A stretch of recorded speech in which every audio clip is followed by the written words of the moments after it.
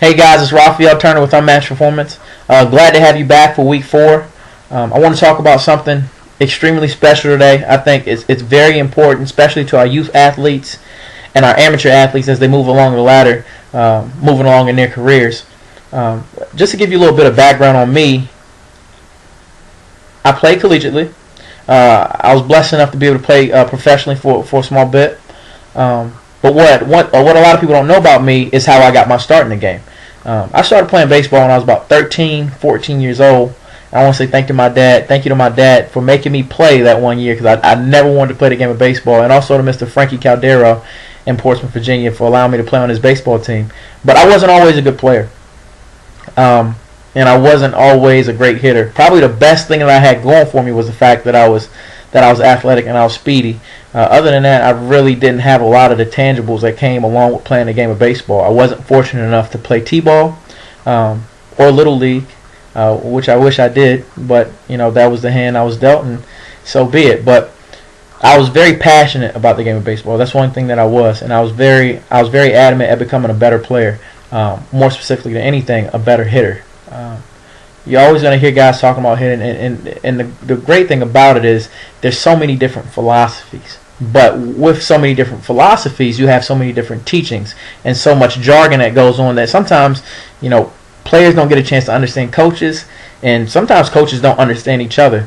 So I think one of the biggest things we should do, which was, one thing that I did growing up and playing the game of baseball, was I educated myself. That was more important than anything. My dad hammering it away at the fact that, I don't know very much about the game, I need to read more. So that was one thing that I did, and I think it helped my swing because I got a chance to try a lot of different things. So I got a chance to understand my swing better than anyone else. And so essentially I ended up teaching myself how to hit. And a lot of the principles that I take into my stance when I played, or my swing, anything that I did, I taught myself out of a book.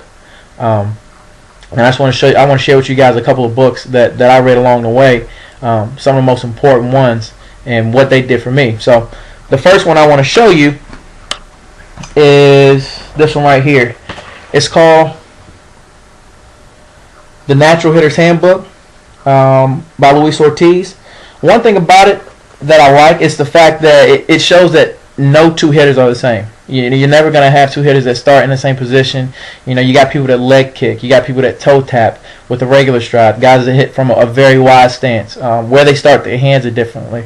But one thing that it does talk about is how they all get into the same positions. So I love that book, and that was one thing that helped me along the way. Something I use. I change my stance up all the time. So I got a chance to figure out, what stance worked best for me, what position of my hands work best for me, and what position my feet work best. So that's a great book to get.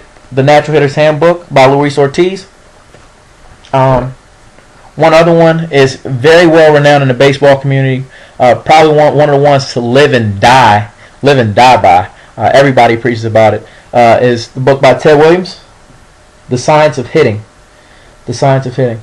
The great thing that I love about it talks more about the mental aspect of the game. So it's probably one of those books that you want to give to you guys that are coming toward the end of their year and the end of their years in high school, as well as college players and professional players. And it even says on the back, it teaches you how to think like a pitcher. And I think one of the biggest problems as hitters is that we all know what our strong suits are, but what we don't realize is that being that we know them, it's obvious that everybody else knows them. So nobody's ever going to pitch to your strong suit. They're always going to fight to try to expose you, and knowing what pitchers are going to try to do to you, and what other teams want to do to you, what other pitching coaches want to do to you. And that's very important as you get better, because you're never going to be able to approach every at bat the same way, especially when you're successful.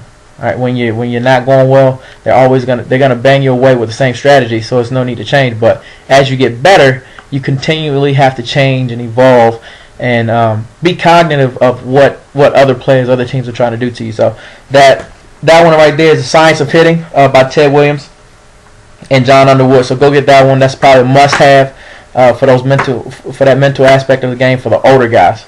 But probably my favorite one, the first hitting book that I ever got. I always talk about it. A lot of the tips that I give my athletes actually come from it. Is The Hidden Edge.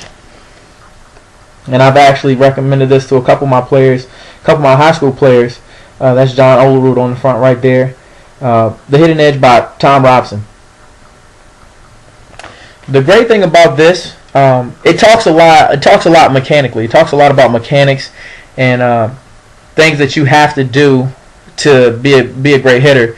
More than anything, I would say the physics of it and natural positions that you have to get into to become successful and to be able to swing the bat hard or to be able to be balanced, to be able to hit multiple pitches in the zone.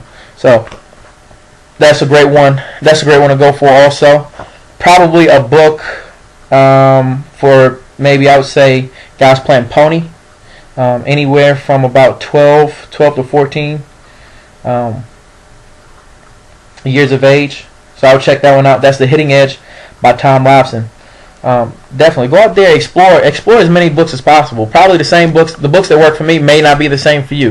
You know, there might be other books out there now that are better for your game and more suited to what you try to do at the plate. But those are some things that you can check out. And if you got any suggestions for books, feel free to shoot them in to us so we can suggest them to all of our followers. So that's week 4. Great to have you guys back. Until the next time, dream big and ball hard.